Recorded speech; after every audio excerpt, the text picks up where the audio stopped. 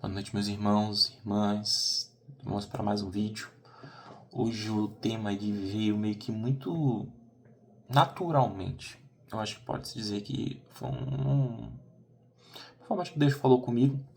Vocês não sabem, quinta-feira geralmente a gente tem um grupo de crescimento da igreja, né? Então no GC, célula, sabe lá como você queira chamar. E fui pela primeira vez com um do Hiro, né? Que é do grupo de homens da igreja. E a gente teve uma troca de ideias muito interessante, conheci pessoas bem legais. E dentro dela saiu esse tema, basicamente. Que o nome dele é Confronto, Correção e Amor.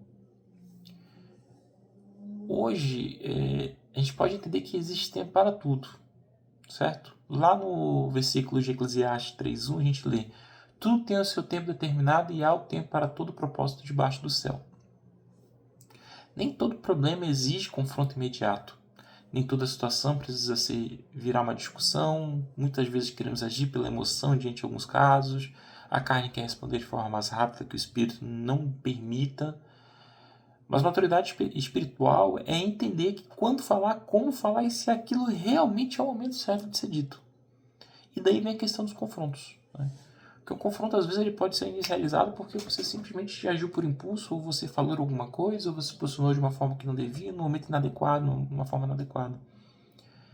E o confronto sem amor, ele acaba virando orgulho. Principalmente quando você é jovem na fé. Quando você é jovem na fé, você ainda está naquele momento de aprender alguns versículos, entender um pouco a Bíblia, está caminhando essa jornada. Desculpa. Essa jornada. E a gente precisa explicar para os outros isso, que no começo ainda existe muito ego, muita possibilidade, muita emoção misturada com espiritualidade. E isso é perigoso.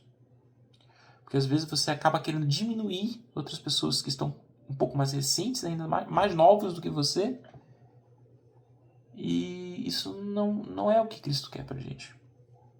Lá em 2 Timóteo 2, 24 e 25, a gente lê: ao servo do Senhor não convém briga, mas sim ser manso para com todos, apto para ensinar, paciente, corrigindo com mansidão os que resistem. A Bíblia aqui, ela não diz nunca corrija, ela ensina como corrigir. E aqui a gente tem que entender que corrigir tem que ser sem humilhar, sem gritar, sem querer vencer um debate, você não está debatendo, sem expor pessoas, sem agir por raiva, sem agir por impulso, não querer mostrar que você é mais um teólogo do que aquela outra pessoa, sair por cima diante de uma correção, não tem sentido, isso não é uma correção. Isso é você alimentando seu próprio ego. Então, nem todo confronto, é importante a gente entender isso, nasce do Espírito Santo. Alguns nascem apenas do nosso orgulho querendo ter razão. Entende? E a gente pode dar aqui um exemplo de irmãos, um irmão no caso, que esteja embriagado. Você encontra um irmão desse na rua, que você conhece a igreja, é um membro da igreja notório, só que ele está lá no barzinho, com uma pilha de casco de garrafa já vazia, visivelmente embriagado. O que você faria? Confrontaria ele ali, exporia ele ali na frente de todo mundo, ignoraria, não falaria nada, porque esse não é um problema meu, isso é um problema da família dele, do pastor dele, de qualquer coisa do gênero. O que vocês pensariam em fazer? Isso foi uma provocação feita muito. Entrou lá no nosso grupo, acho que foi o irmão Osmar que trouxe essa provocação e foi muito importante para mim. Esse conflito de ideias que veio na minha cabeça em cima disso. E como Cristo lidava com pessoas quebradas, né? Que era a situação de uma pessoa que está embriagada. Lá em João 8,7 a gente lê: aquele que dentre vós está sem pecado, seja o primeiro que atira a pedra contra ela. Que está falando a questão da jovem meretriz, né? E tal. Que ele salvou ali, perdoou ela no caso, né? E João 8,11 complementa: nem eu também te condeno, vai-te e não peque mais. Jesus não aprova o pecado, não aprova, não pense isso dessa forma, mas também não destruir as pessoas. Ele não deixava de ser teu pai simplesmente porque você pecou. Na verdade, ele é o cara que mais nos ensina a respeito de perdão antes de nós mesmos. Ele perdoa a gente antes de nós mesmos nos perdoarmos às vezes, tá? E é importante entender a ordem das coisas. Primeiro vem a graça. depois veio a direção, primeiro o acolhimento, depois a correção. Cristo nos dá esse exemplo várias vezes na Bíblia, se você for ler. Então a aplicação prática que a gente tem que trazer aqui é o seguinte: talvez o irmão não precise de alguém gritando com ele, dizendo que ele está errado, que ele está envergonhando a igreja dele, que ele está envergonhando a família dele, que ele deixou de ser crente porque ele está bebendo. Talvez ele precise de alguém perguntando: você está bem? Qual é o motivo de você estar aqui nesse bar? O que te fez chegar nessa bebida? E, cara, se você for tentar fazer esse tipo de pergunta para uma pessoa que está bêbada naquele exato momento, gerar um conflito naquele momento, ele não vai te dar uma resposta. Provavelmente aquilo vai gerar um rancor no coração daquela pessoa para com você. Porque você vai fazer ele ser humilhado, você vai fazer ele ser exposto, ele vai se sentir de uma forma muito ruim. Então esse tipo de coisa tem que ser o momento para o confronto ser adequado. E isso precisa ser entendido por você jovem, principalmente, que essa palavra aqui é muito para vocês, que estão muito novos na fé ainda em algum ponto ou estão começando a engatilhar nesse caminho. Não tentem ser um super crente. Não somos. Tem pessoas que têm 40, 50 anos de igreja e não são super crentes, cara. Elas ainda pecam muito, erram muito, ainda tem muito a aprender. Todos nós temos. Não tente diminuir o outro por conta disso. Mas eu sei que a empolgação do começo de mostrar que você sabe, que você está estudando a palavra, ela fala mais alto porque é o nosso ego ainda de recém-convertido falando. E o verdadeiro confronto é a restauração. O alvo dele tem que ser a restauração. Lá em Gálatas 6:1 a gente lê: se alguém for surpreendido em alguma falta, vós que sois espirituais, encaminhai tal com o espírito de mansidão. O objetivo do confronto bíblico não é destruir, é restaurar, é trazer de volta, é cuidar do corpo, porque todos nós, eu, você, fulano de tal, o cara que está bebendo, o cara que está usando droga, todos somos corpo. Frase forte, tá? Para vocês aqui entenderem direitinho. Quem confronta sem amor só empurra a pessoa para mais longe de Cristo. Reflita, vou falar novamente. Quem confronta sem amor só empurra a pessoa para mais longe de Cristo. E a verdadeira guerra que a gente tem que travar, na verdade, é uma guerra espiritual. Tá? E lá em Gálatas 5:17 a gente lê: porque a carne luta contra o espírito contra a carne. E todos nós estamos em guerra constante todo dia, independente da tua espiritualidade estar em dia, não estar em dia, você vai estar em guerra contra você mesmo, porque dentro de ti existem duas coisas que não se misturam: água e óleo, que é a tua carne e o Espírito Santo. Não tem como os dois entrarem num acordo. Ou tu enfraquece um e cresce o outro, ou você vai tentar. Um leão vai sempre tentar levar o outro. O irmão que caiu está nessa guerra. Você que ainda não caiu, você também está nessa mesma guerra. A diferença está no quem estamos alimentando nessa guerra, quem que estamos munindo, dando munição para aquela guerra. Se é a carne ou o espírito.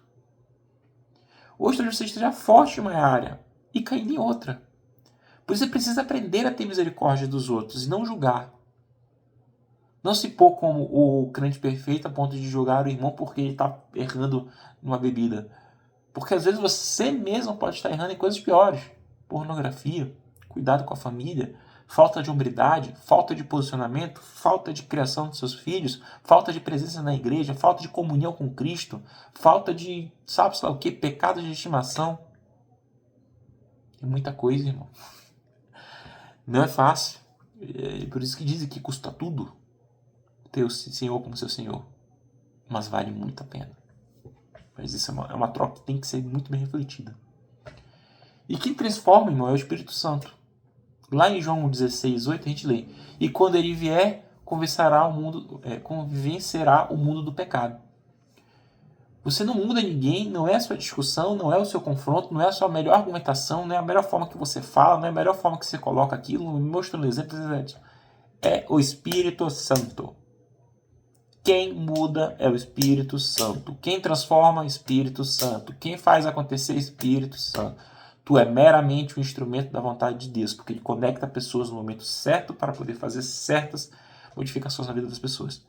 E construir processos. Nosso papel é amar, ensinar a viver Cristo. E convencer o que é o céu para essas pessoas, mostrar para elas como o véu pode ser rasgado, como ele foi rasgado de cima para baixo para que Cristo desça e nós podemos entrar em contato com ele diretamente. Temos que ser exemplos vívidos. O exemplo arrasta de todas as formas possíveis. Então, irmão, essas palavras aqui que essa sexta jovem que a gente está trazendo, É muito sobre isso. Conflitos vão existir, situações difíceis vão aparecer, pessoas vão cair. Certezas, isso que eu estou falando para você. Mas precisamos agir como Cristo, corrigir com amor, restaurar com paciência, cuidar um dos outros. Às vezes o maior confronto não é o grito, o conforto, o maior conforto que a gente pode ter ali não é gritar nessa situação, é permanecer amando. Quem ama corrige, mas quem ama também acolhe. Tu tem que saber bater e abraçar. Não seja alguém que aponta a pedra, seja alguém que aponta o caminho. Vamos, cara, fechar essa sexta-feira refletindo de como temos tratado pessoas feridas, como tem sido juízes ou restauradores, o que você escolheu para a sua vida. E ora, cara, ora por sabedoria, por mansidão, por um coração parecido com o de Cristo, para que tu possa fazer transformação na vida das pessoas em ti mesmo, porque o processo ele vem de dentro para fora. A semente, como a gente gosta de fazer analogia, né? Ela primeiramente cria as suas raízes para dentro. E só quando a raiz estiver começando a ficar na terra, que ela brota para o solo. Então permita que Cristo te transforme, que transforme teu coração de pedra em coração de carne, para que tu possa entender essa palavra, que tu possa entender o que é ser Cristo, que tu possa entender que teu julgamento às vezes pode ser um confronto que afasta a pessoa de Cristo em vez de trazê-la para perto. Não seja radical, irmão. Seja como Cristo, com vários anos que ele deu. Viva como ele. Tente pelo menos parecer com ele, porque ser com ele a gente nunca conseguiremos por causa que faltará anos de vida para a gente poder chegar nesse nível de Cristo. E se um dia chegar, que eu acho que nunca iremos chegar, porque ser perfeito, eu acho que nunca seremos perfeitos. Então, irmão, reflita. O que você tem feito da sua vida? Se você é um juiz dos outros ou um restaurador? E se caso você seja um juiz e queira mudar, comece. Para de jogar os outros na igreja. Para de jogar os amigos que você tem próximo. Para de pôr pedras em cima de pessoas que não mereceram levar pedradas apenas porque elas cometeram um erro. Se você realmente acredita em Cristo, se você realmente tem fé no teu coração, você sabe que isso pode ser transformado. Não existe nada que não seja transformado através de oração. Em vez de julgar, em vez de falar, em vez de fofocar, ora por essa pessoa. Se coloca na brecha por ela. Seja igreja, seja corpo. Não reclame. Pensa nisso. Reflita nisso. E esteja em Cristo. Não existe nada melhor.